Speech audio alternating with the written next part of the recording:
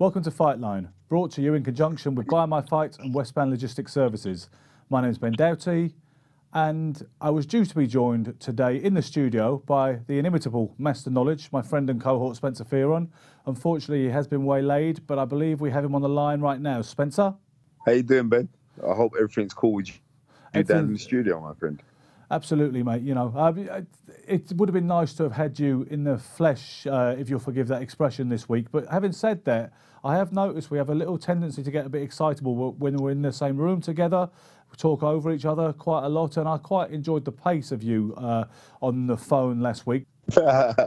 Yeah. Well, you know, yeah, like I said, I just enjoy talking about the beloved sport, man. So I'm just privileged to be on your platform right now to speak about the game that we love. Indeed.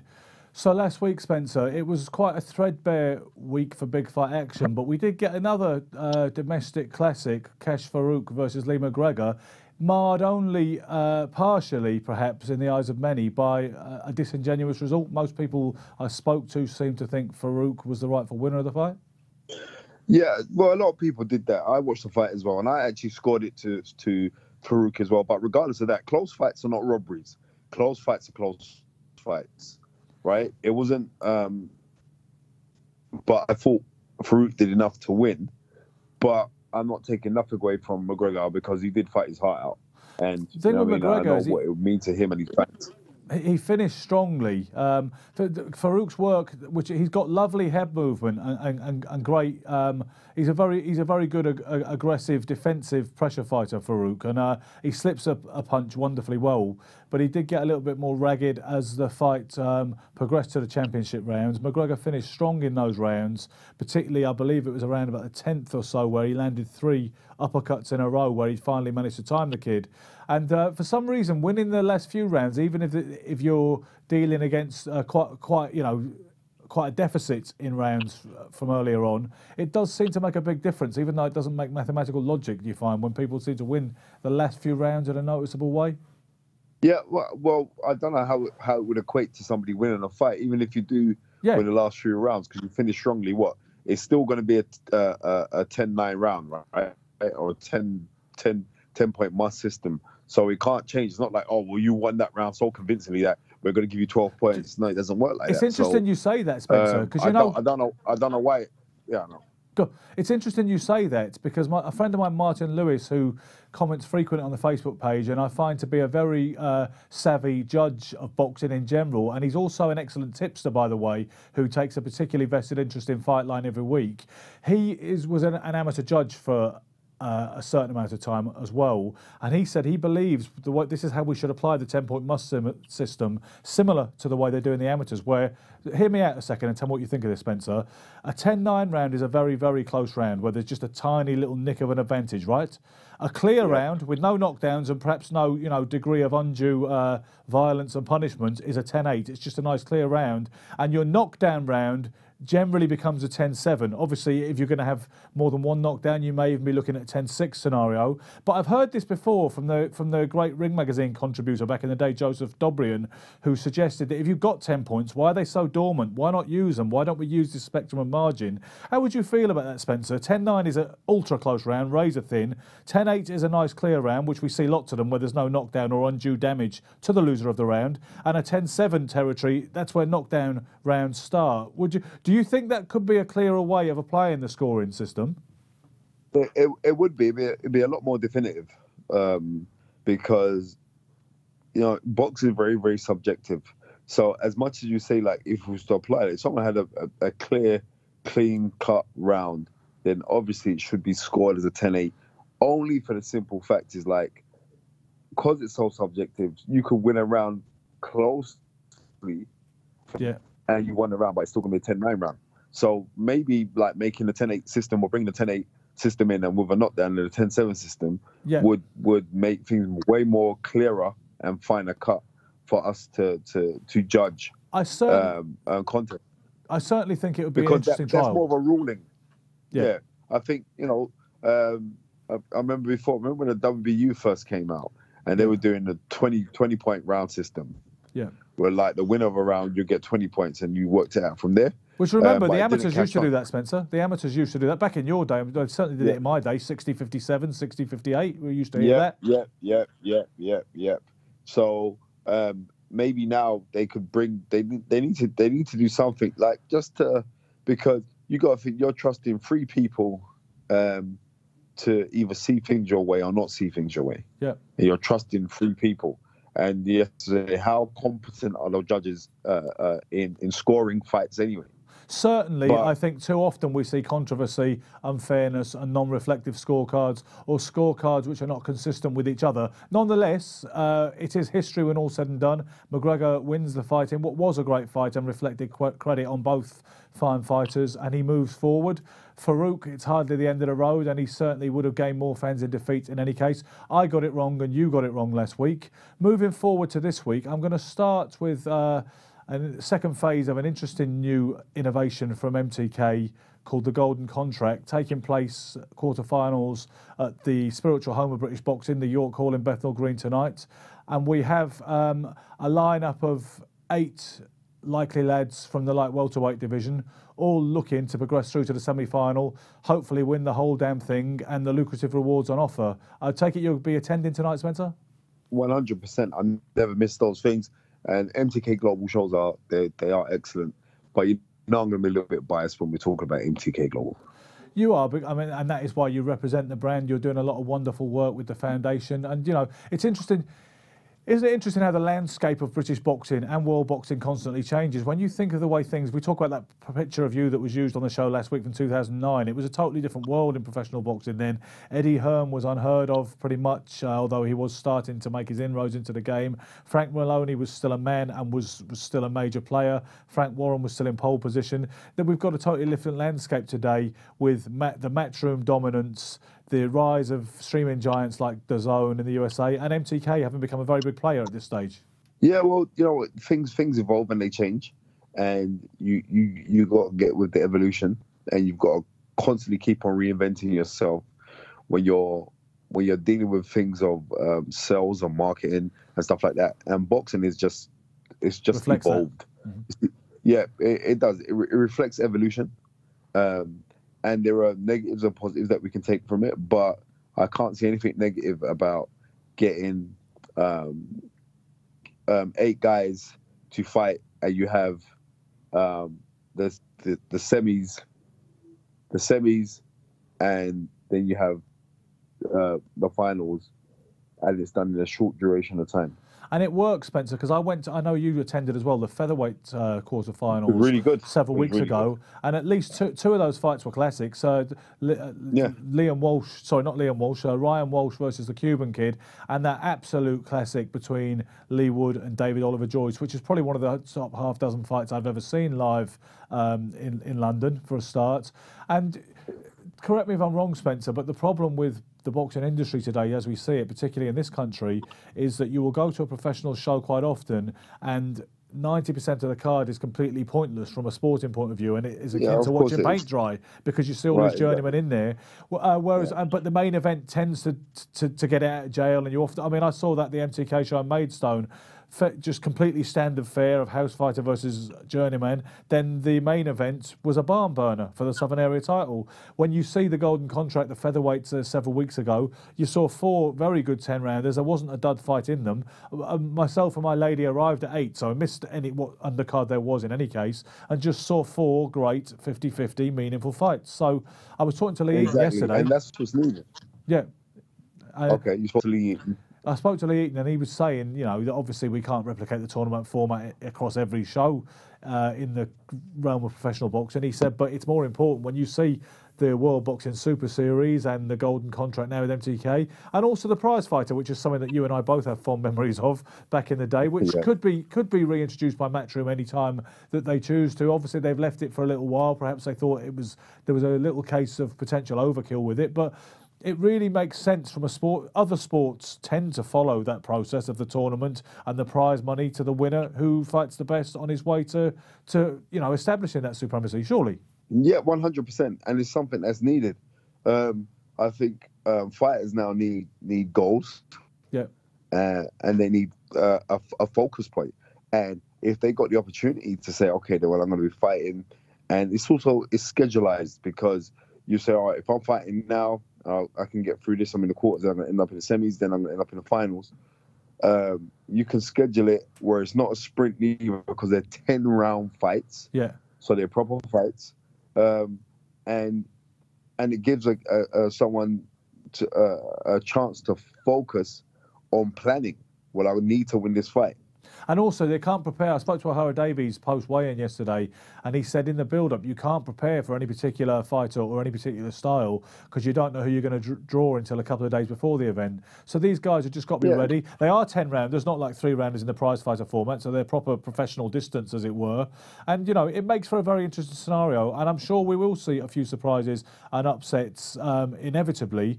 Let's look at the lineup, Spencer. I realise that you're at the mercy of what I tell you here. This was where it would have been handy to have you sitting beside me to look at the screen. But the 8 fighters we have in there, with a late pull-out from Lewis Benson, we have Mohamed Mamoun, who is actually the marginal favourite according to Bet365 at 6-4.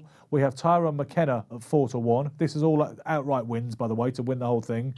Logan Yoon, the wild card who nobody knows much about, is 12-1. Jeff Ofori came in yesterday at the last minute, Spencer. Lewis Benson was out with some ocular issue, I believe, and Jeff Ofori turned up to that weigh-in yesterday, last minute, threw his car keys out of his pocket and stripped down to weigh-in. He looked like he'd literally come from doing a double shift at the sawmill or something like that.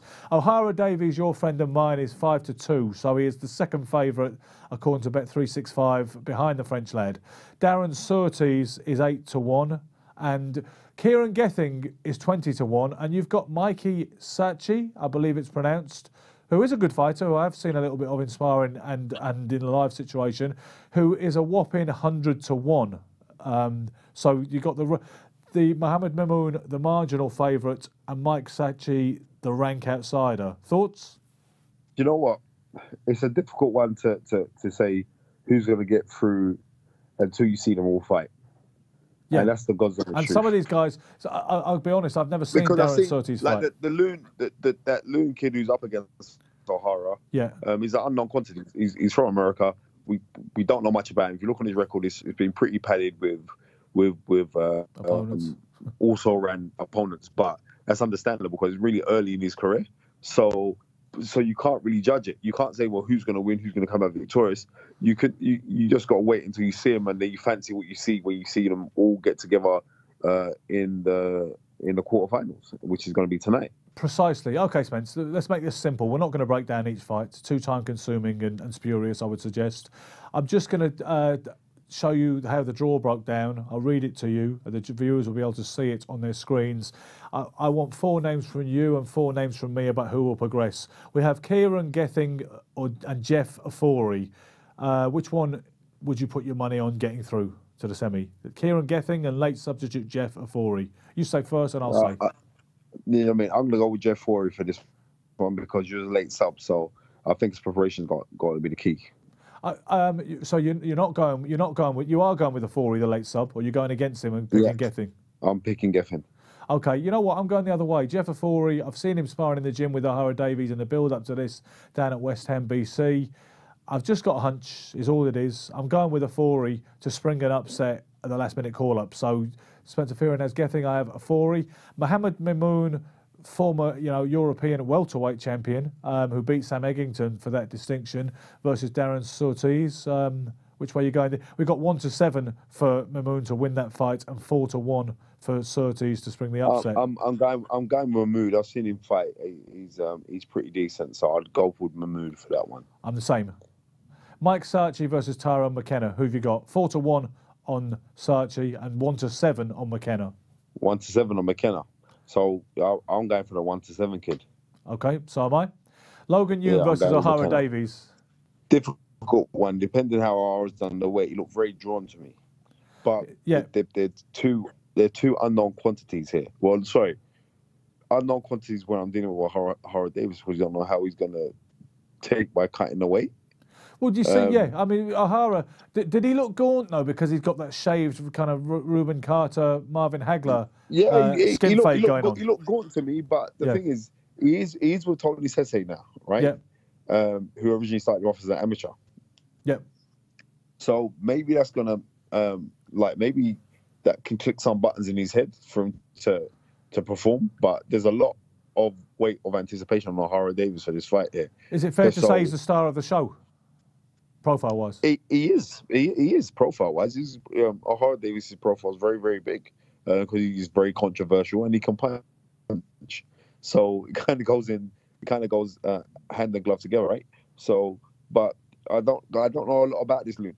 If I knew a little bit more, I'll be tipping him to win the fight. But yeah, I'm not going to pick against O'Hara. I'll be honest on this occasion. I think he will get through and do the necessary. So I think O'Hara on points for this fight here, but he's going to have to bite down his gum shield.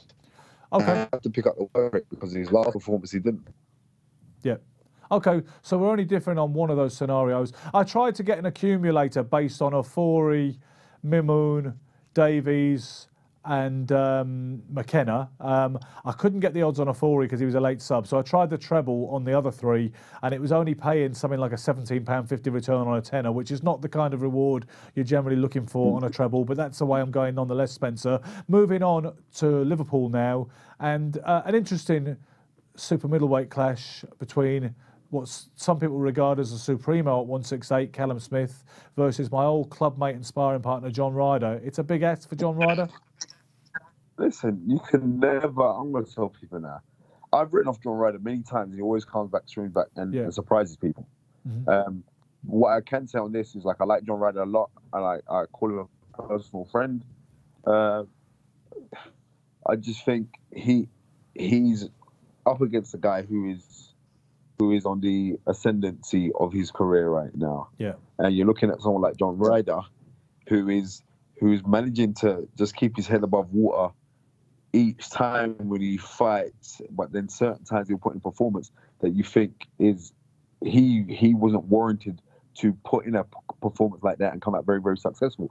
So I'm saying to people, you can pick against John Ryder at your peril, but since he's moved up to super middleweight, he seemed more comfortable. He does, and he was pretty impressive in earning the rights for this fight when he beat the guy Bilal Akai, the Australian, the fight that took place in Las Vegas back in May.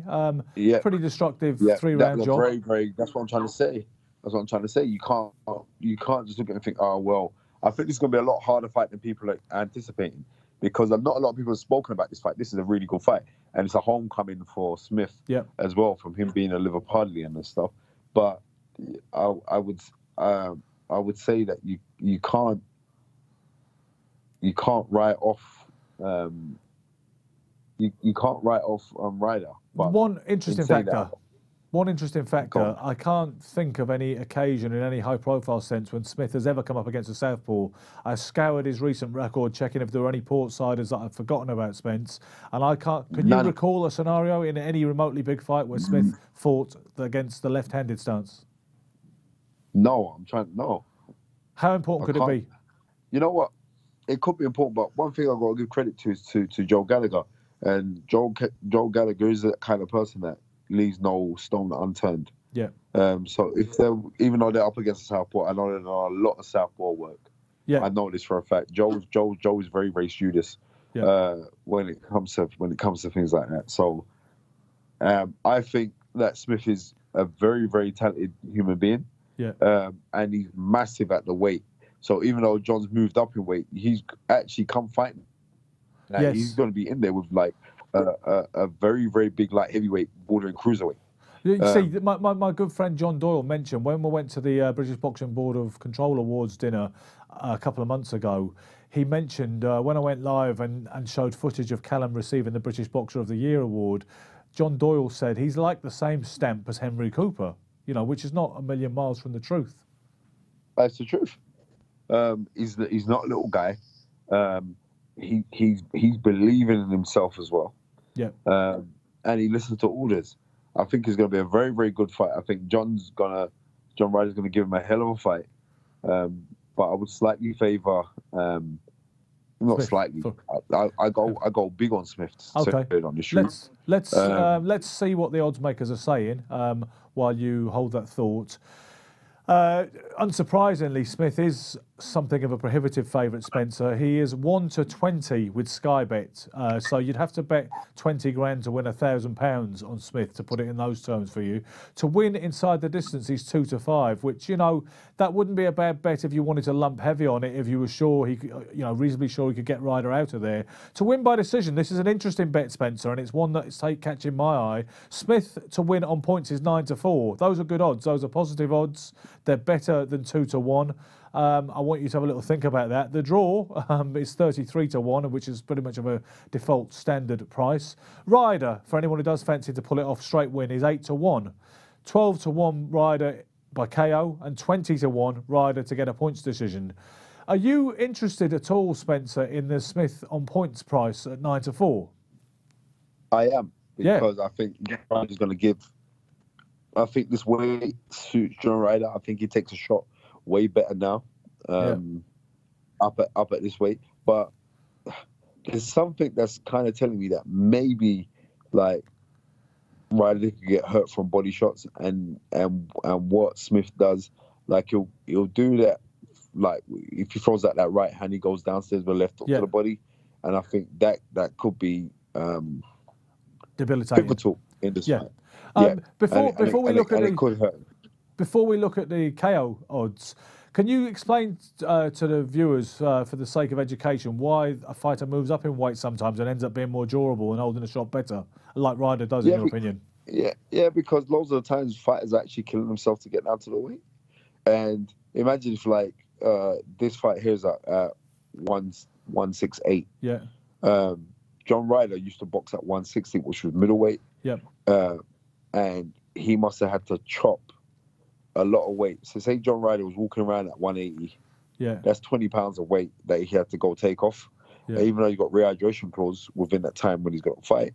But this time now, it's like those last extra pounds could benefit him now that he doesn't have to kill himself to get down to the weight. And not only that, but I think psychologically as well, when you come down and you take off that amount of a mass weight from your body, psychologically you think, I can't take a shot too well, or it's in the back of your head. I'm going to get tired. I'm going to get tired later down the stretch. But now it's like, now psychologically you think, well, I'm all right. I made the weight cool, and I feel stronger. I feel fit. I feel bigger, and all of these kind of things could be running through his head that make most fighters, when they do move up in weight, fare better. Okay. Because you get, Lloyd Hannigan always used to say, it's not whether you're big enough to fight at a weight, it's whether you're good enough. And I think that John Ryder has proven that he's absolutely good enough to be fighting at super middleweight, and look at the success that he's had since moving up. So, I mean, fair play to John Ryder. Let's have a look at the KO scenario odds, if they'll come on the screen. Okay, I'll get the glasses for this one. This one's gone a little smaller, would you believe it? Okay, I could probably read it, but let's be safe. Okay. Callum Smith in the first 3 rounds is 6-1, Spencer. Callum Smith in rounds 4 to 6 is 3-1. Callum Smith in rounds 7 to 9 is also 3-1. And for Callum Smith in the late rounds, what people sometimes call the championship rounds, 10, 11 and 12, is 7-1. Now, Ryder to win in the first 3 rounds is 50-1. Imagine the shock of that if he just lands some peach of a shot when against the expectations. Ryder in rounds 4 to 6 is 40-1. He's also 40-1 to win in rounds 7 to 9, and he's 50-1 to win in rounds 10 to 12. So they're all huge, wide prices on Ryder in each quarter of the fight. The 50-1 bet, right? Yeah. What rounds were that? That's either rounds 1 to 3 or rounds 10 to 12. Early or late for Ryder. So wait there, 1 to 3. Yeah. I can see why it's that high, because I think if he was to get a cut, and it is for, because it still counts. It still counts. It does. It still counts. So, yeah. You know what? That'd be a decent bet. You never know. Just boxing. Well, yeah, because obviously professional gamblers sometimes hedge their bets, and they may cover the safe scenario, and they'll put a certain, a justifiable amount of money on a more unlikely scenario, like we just described. I think that's something that needs stressing for anybody who is a regular or is thinking about becoming a regular gambler on boxing is that when people talk about a KO, a TKO can also be a cut stoppage where somebody was completely unhurt except for the flow of Clara, and that can still get you the result that you're looking for. I'm looking, Spencer, at Callum Smith in rounds 10 to 12 at 7 to 1.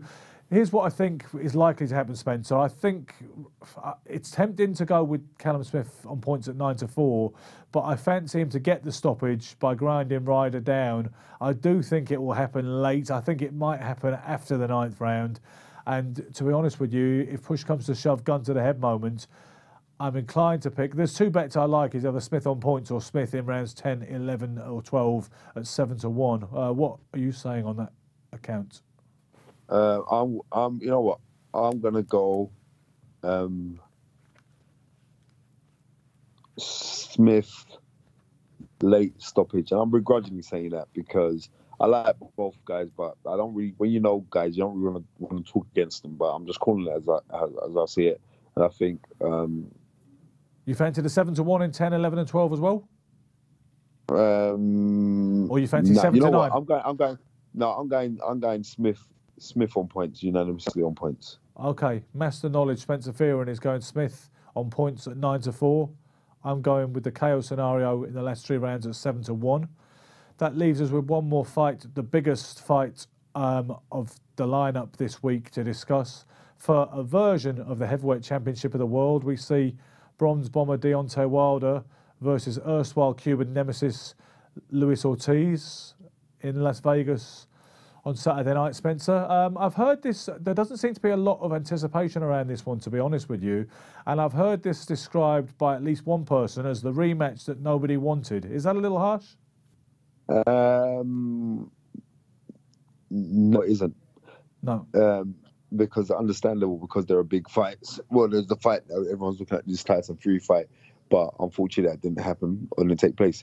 Now, if he fought, and especially after how well Wilder performed against Dominic Brazil in that knockout was properly vicious.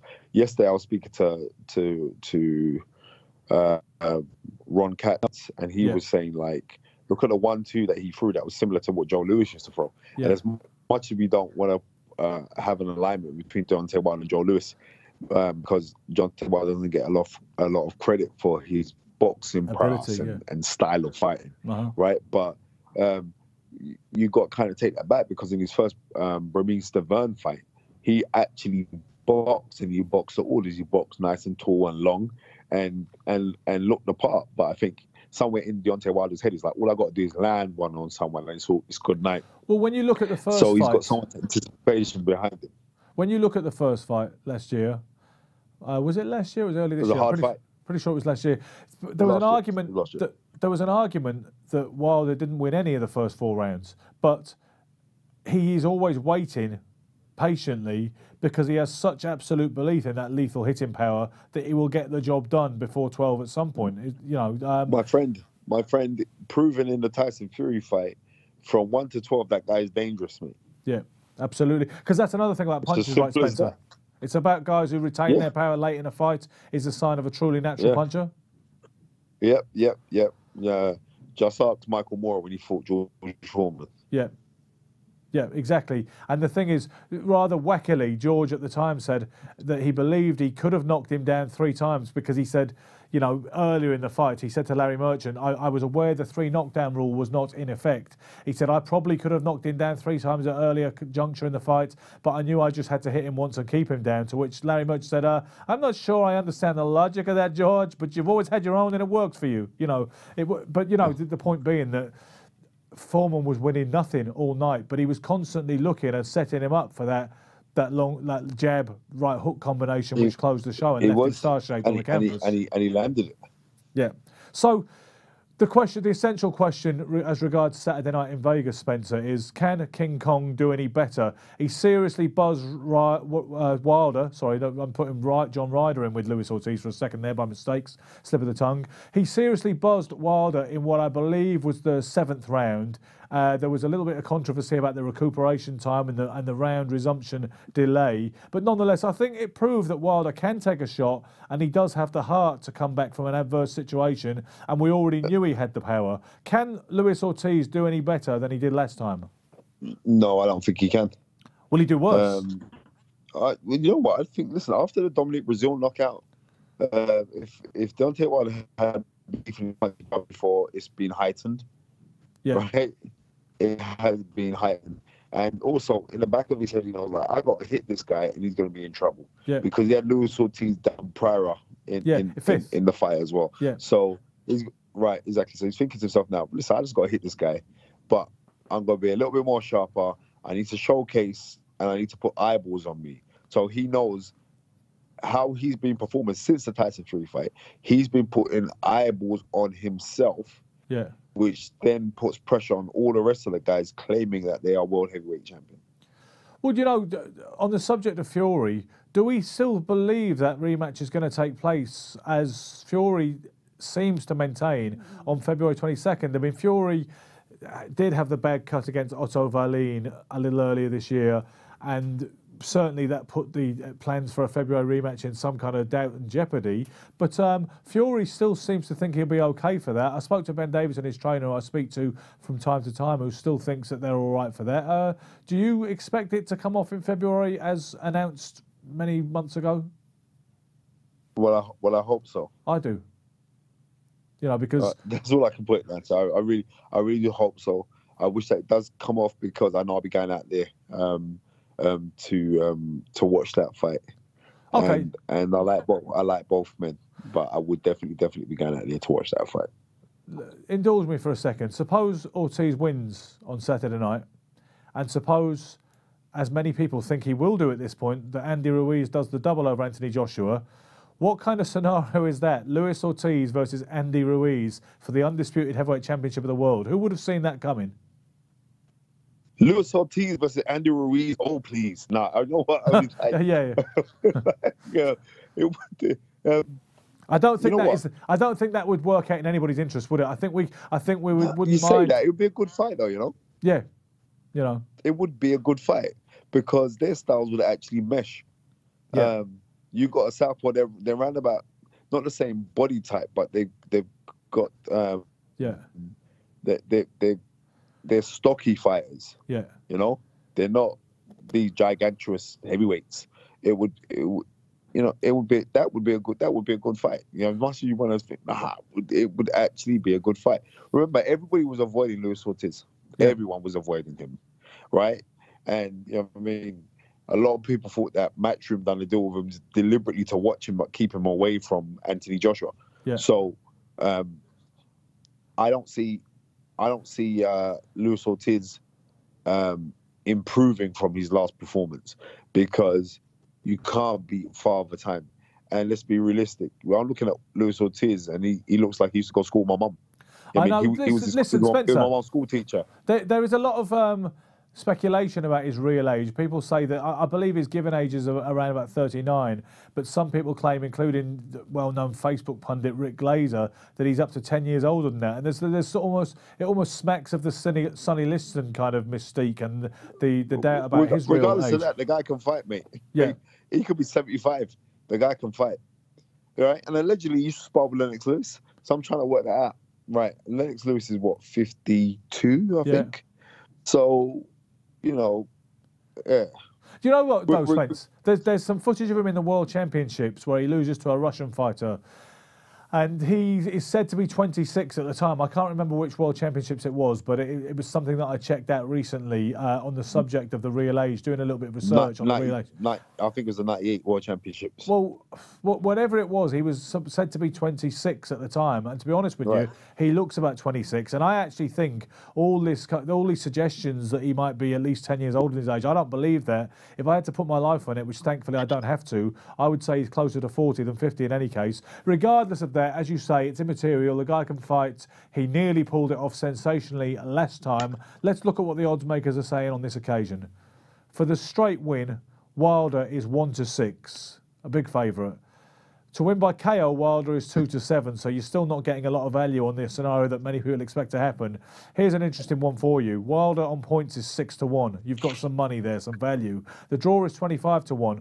Luis Ortiz, any scenario, you can get to 9-2. So if you fancy King Kong to pull off what he came dangerously close to achieving last time for a fleeting second, then you can get 9-2.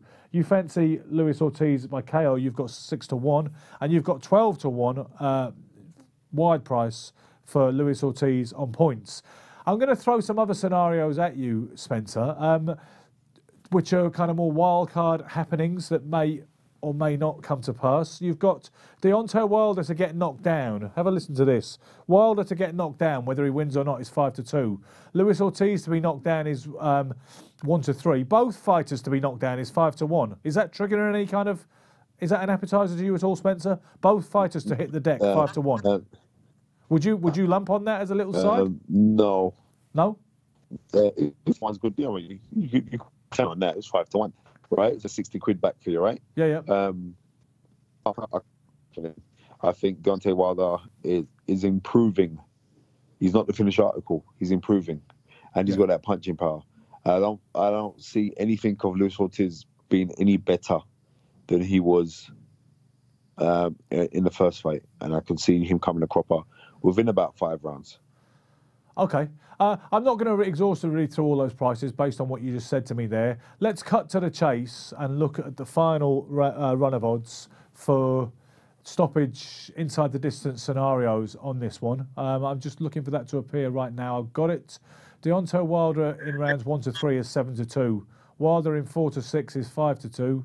Deontay Wilder from rounds 7-9 is 7-2. Wilder in the last 3 rounds, 10-12, is a 10-1 shot. So the late stoppage, a lot of value there. It's not something that the odds makers expect. Luis Ortiz by KO in the first 3 rounds is 25-1. Ortiz in rounds 4-6 is 20-1. You've got 20-1 on Ortiz in rounds 7-9 as well. And for a late stoppage, rounds 10, 11 or 12 for Luis Ortiz, you've got 25-1. At this point, I think this is where the value comes in, Spencer. You don't get a great price on Wilder inside the distance, inside of 12. But if you break it down and predict the right portion of the fight, that is when you are starting to see some value. What I can see here, I think, you know, if you went along the same lines as... Did Wilder win in the 10th round last time? Remind me. Yeah, I believe so, yeah. So that was, if you were repeating that scenario, for instance, it would be you could get a 10-1 on that from Deontay Wilder in rounds 10-12. I'm inclined to go a little earlier this time. I think Wilder will get the stoppage. I think he will get to him at some point. I think he will put him in trouble. And we know Wilder, whatever technical frailties people say he might have, he is a good finisher. He's a savage finisher. If you were looking at rounds 4-6 or 7-9, which way would you fancy going? You've got 5-2 on 4-6, or you've got 7-2 better odds on rounds 7-9, or are you not following that logic? Or are you feeling something else? I like I said, I got Wilder in round 5. Yeah. We're in 5, and that's what I'm going to stay with. Okay. You've got 5-2 on that. Yeah. Deontay Wilder in rounds 4-6 is 5-2. Yeah. I think I'm going to go with Wilder in rounds 7-9 at 7-2. So we've got some marginal difference there. We will get an opportunity to see who got it right. As I say, keeping a running score, I always hold my hands up when I get it right or wrong. Last week we were wrong. Having said that, I mean, I picked Farouk by stoppage, and I believe you did as well. I think, you know, it might have looked as if he could achieve that at one point, Farouk. It certainly looked that way in the first 6 rounds. And anybody who picked Farouk on points or for the straight win, I think they would have a certain amount of licence to feel that they actually got that right, but we are at the mercy of the judges. Spencer, thanks massively for lending your peculiar brand of charm to the show once again. It would be nice to actually see you in the flesh next week if you're free. I know you've got... I'll be in the studio. And also, I want to give a shout out to The Fight Is Right, that thing that you're doing with your friend and cohort Tunde Ajayi. That's a great show. I recommend anybody to get on that. I'd like to say a few words about our wonderful sponsors, Buy My Fight, without whom we couldn't do any of this. Buy My Fight provide an online marketplace for fighters to sell tickets. Your friend and mine, Philip Bowes, fights for the British and Commonwealth title next week at the York Hall, and he's had Buy My Fight jump on board to help him shift his units for this one. Don't forget Westbound Logistics Services too. We will be back next week with more fearless prognostications on big fights. In the meantime, be lucky and keep punching.